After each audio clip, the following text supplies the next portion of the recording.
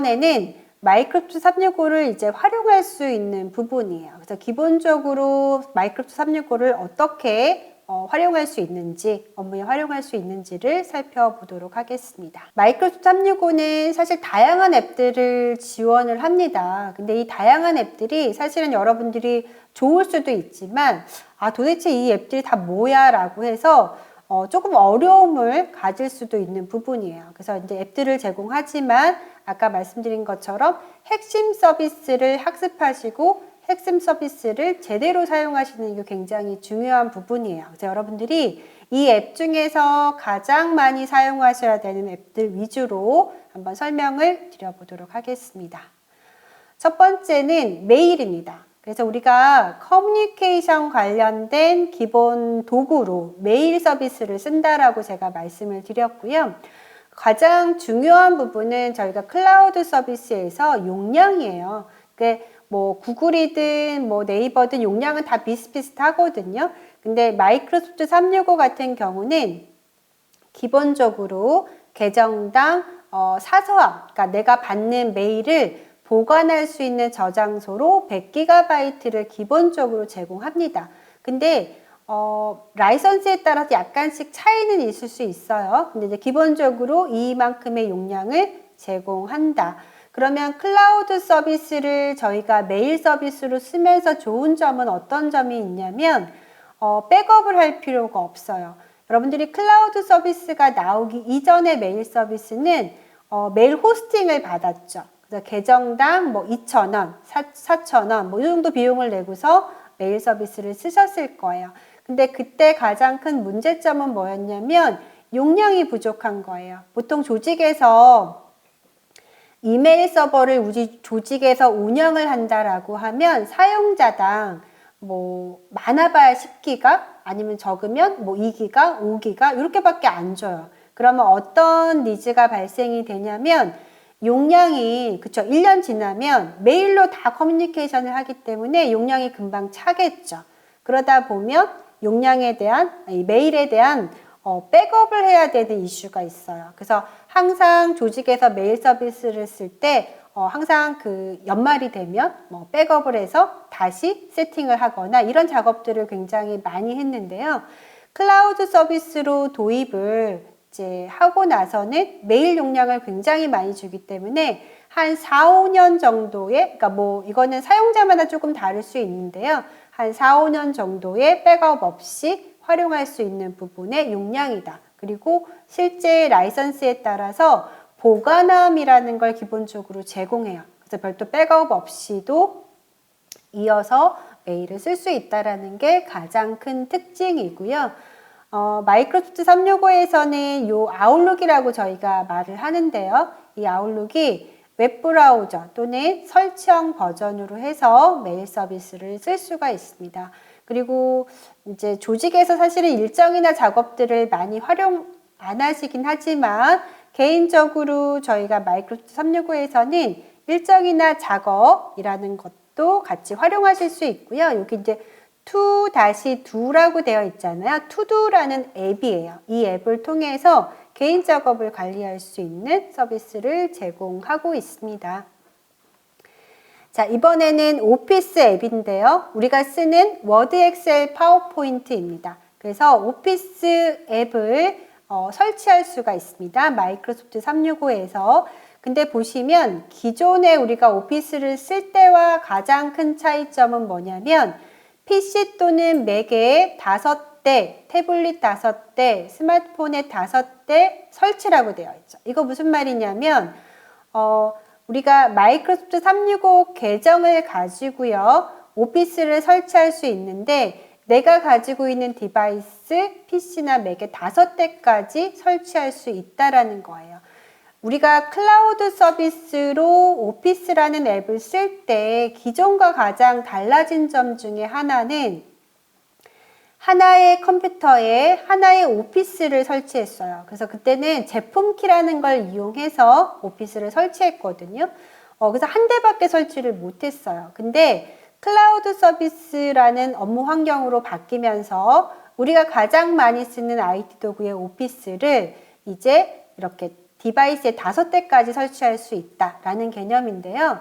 아까 제가 그 마이크로소프트 365라는 클라우드 서비스가 활발하게 사용하게 됐던 계기 중에 하나가 스마트폰이 등장을 했다라는 거고, 또 하나는 그 당시에 다양한 디바이스가 등장을 해요. 디바이스도 나오고, 그래서 한 사용자가 이용할 수 있는 디바이스 수가 늘어나게 됐습니다. 그러다 보니까 이 클라우드 서비스 상에서 한 사용자가 오피스를 설치할 수 있는 대수를 이렇게 5대까지 늘려놓은 부분을 조금 눈여겨보시면 되게 좋을 것 같아요. 그래서 우리가 이 오피스 앱을 설치할 때 정품 키가 우리가 마이크로소프트 365로부터 받은 계정을 가지고 오피스 프로그램에 대한 정품을 인증받도록 되어 있거든요. 그래서 구매하신 부분이 계속 갱신한다라고 하면 내가 사용하는 디바이스 수를 이렇게 5대까지 설치가 가능하다라는 거고요. 우리가 클라우드 서비스를 통해서 여러분들이 가장 많이 하시는 건 사실 오피스 문서 작업이거든요. 근데 오피스 문서를 내가 스마트폰에서도 볼 수 있고 태블릿상에서도 볼 수 있고 노트북, 데스크탑을 통해서 문서를 작성하거나 편집할 수 있고 어떤 디바이스를 보더라도 가장 최근에 작업한 문서들을 확인할 수 있다가 클라우드라는 서비스에서 오피스를 사용하는 가장 큰 특징이라고 보시면 되겠습니다. 자, 그 다음에 우리가 문서에 대한 부분에 이제 문서 작업을 아까 많이 한다고 말씀드렸잖아요. 그럼 문서를 어떻게 안전하게 저장할 건가? 그래서 이제 클라우드 저장소라는 이야기가 나오는데요. 아까 말씀드린 것처럼 클라우드 저장소는 마이크로소프트사에서는, 마이크로소프트 365에서는 개인과 팀으로 구분이 되는데요. 개인은 원드라이브 포 비즈니스라는 앱 서비스를 이용해서 1인당 1개를 제공하도록 되어 있고요. 어떻게 보면 기존의 USB나 외장 하드디스크의 역할을 하는 부분입니다. 원드라이브는 개인 클라우드 저장소인데요. 1TB 굉장히 큰 용량을 제공하고요. 개인 클라우드에 저장하시면 우리 조직의 마이크로소프트 365를 쓰는 다른 사용자가요, 내 개인 클라우드를 절대 볼 수가 없어요. 또 관리자분도 절대 볼 수가 없습니다. 그래서 안전하게 개인 문서를 보관할 수 있는 용도이고요. 실제 원드라이브나 이렇게 클라우드에 저장하시면 가장 좋은 것 중에 하나는 뭐냐면 여러분들 바이러스에, 그죠? 여러분들 작업하신 문서에 바이러스가 걸릴 위험이 없다라는 거, 굉장히 적다라는 게 가장 큰 특징 중에 하나입니다. 그래서 안전하게 보관할 수 있다라는 거고요. 또 클라우드에 이제 문서를 저장하게 되면 이제 다른 구성원과 이 동시 편집을 할 수 있어. 실시간으로 편집할 수 있다라는 게 또 하나의 특징입니다. 근데 원드라이브는 개인 거기 때문에요. 반드시 공유라는 요 기능을 통해서만 이제 동시 편집이 가능한 형태로 제공되고 있습니다. 자, 그 다음에 우리가 오피스의 특징을 보면요. 온라인이라는 이제 이야기가 나와요. 그래서 오피스 온라인 버전인데 실제 클라우드 서비스로 가면서 설치형 버전 외에도 오피스를 온라인 버전, 즉 웹브라우저에서 오피스 문서를 볼 수 있다라는 부분입니다. 그리고 이제 웹브라우저에서 오피스 문서를 작업할 때요, 자동으로 저장되는 부분이기 때문에 저장 메뉴가 지원하지 않는다. 그럼 다시 이야기하면 그냥 여러분들이 웹브라우저에서 엑셀이나 파워포인트를 열어서 작업하시면 그냥 알아서 저장이 돼요. 그냥 닫기 하시면 저장이 되기 때문에 나 저장 안 했네 라는 실수를 안 할 수 있다라는 부분이죠. 자, 이번에는 이제 팀즈라는 부분인데요. 아마 들어보셨을 거예요. 우리가 지금 하는 줌처럼 줌과 같은 기능인데요. 실제 마이크로소프트 365에서 팀즈라는 부분이 굉장히 중요한 역할을 하는 부분입니다. 근데 여기 설명을 보시면 채팅을 기반으로 하는 팀 협업 워크플레이스라고 되어 있잖아요. 그러니까 기존에 우리가 그 조직에서 기업용 메신저를 통해서 조직에 대한 커뮤니케이션을 했어요. 그러니까 메일을 가지고 커뮤니케이션을 하다가 요거보다는 조금 더 라이트하게 할 수 있는 커뮤니케이션 툴이 필요하니까 메신저라는 걸 썼죠. 그래서 조직에서는 항상 기업용 메신저를 도입해서 쓰게 됐습니다. 근데 그건 단순히 채팅만을 하는데 채팅에서 조금 더 업그레이드해서 협업이라는 부분이 추가된 부분이 바로 팀즈예요. 그래서 이 팀즈를 저희가 설명할 때 채팅을 기반으로 하는 팀 단위 협업 워크플레이스다라고 설명하는 부분이어서 기존의 우리가 기업용 메신저하고는 조금 다른 개념이다라고 보시면 돼요. 팀즈를 통해서는요, 조직 전체나 1대1, 1대 다로에서 채팅을 지원하는 기업 메신저 역할도 하고요. 또 하나는 조직 전체의 부서 프로젝트 단위로 해서 팀 단위 협업을 지원합니다.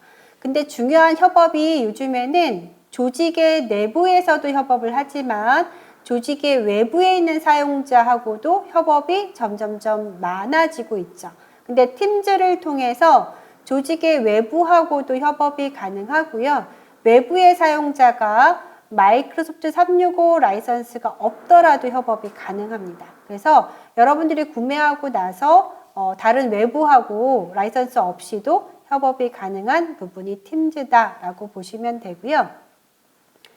팀즈는 개인용과 이제 팀이 있는데 팀즈로 문서를 막 주고받을 수 있거든요. 문서를 첨부하고 막 게시할 수가 있는데 개인 채팅으로 주고받은 문서는 원드라이브에 저장이 되고요. 팀 단위로 주고받는 문서는 쉐어포인트라는 공간에 좀 저장이 돼요. 그래서 저희가 이제 마이크로소프트 365를 조금 도입하셔서 공부를 조금 하셔야 될 게 저장 위치라든가 이런 것들이 조금 다르기 때문에 이런 개념들을 같이 조금 보시면 좋을 것 같아요. 그래서 팀즈를 보실 때는 팀즈가 원드라이브라는 쉐어포인트 저장소와 두 가지가 연동이 된다는 걸 같이 보시면 좋겠습니다. 조금은 어려울 수 있는 개념이기도 하지만 저희가 마이크로소프트 365를 도입해서 보시면은요, 앱들이 굉장히 많았죠. 근데 그 앱들이 서로 연동이 돼 있다는 게 가장 큰 특징 중에 하나예요. 그래서 전체적인 흐름을 이제 도입을 하고 나서 이렇게 보시는 것도 되게 좋은 부분이기도 합니다. 그래서 연동되어 있다는 거 보시면 좋을 것 같고요. 쉐어포인트는 쉐어포인트 온라인이라고 되어 있잖아요. 그래서 이 쉐어포인트는 문서 협업 서버예요. 그래서 이제 이 쉐어포인트 온라인을 통해서는 팀 단위 협업을 지원하는 웹사이트라는 거를 지원하는 공간입니다. 쉐어포인트는. 그래서 우리가 쉐어포인트 얘기를 할 때 사내에서 쓸 수 있는 웹사이트예요. 사내의 인트라넷 사이트와 같은 개념으로 쉐어포인트를 제공하는 부분인데요. 요거는 우선은 이제 기억하셔야 될 게 팀 간에 뭔가를 주고받으면 그 저장소는 다 쉐어포인트에 저장이 된다라고 보시면 되고요.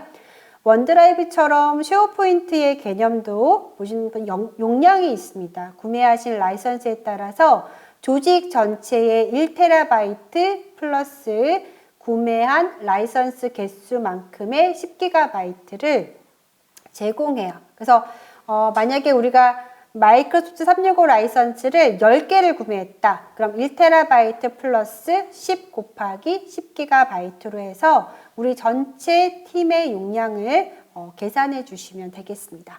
그래서 오늘 보실 거는요. 팀즈가 이런 거구나. 쉐어포인트라는 용어가 있구나 라는 정도만 보시면 좋겠습니다.